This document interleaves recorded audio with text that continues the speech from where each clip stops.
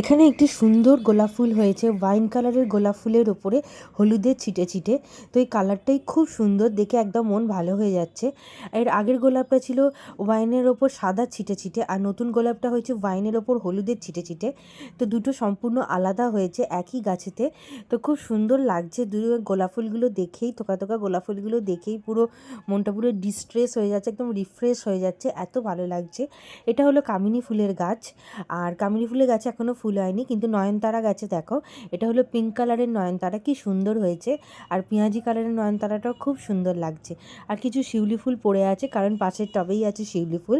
শিউলি ফুলগুলো দেখো কি সুন্দর হয়েছে, আর এদের গন্ধটাও খুব সুন্দর লাগছে। এগুলো শিউলি ফুলের কুঁড়িতে পুরো ভর্তি। শিউলি ফুলটা খুব সুন্দর দেখতে লাগে, সাদার ওপরে এই অরেঞ্জের যে ডিজাইনটা, এটা খুবই ভালো লাগে, একদম হোয়াইটের ওপরে। আর এরপরে আমরা দেখে নেবো গাঁদা ফুলের গাছ।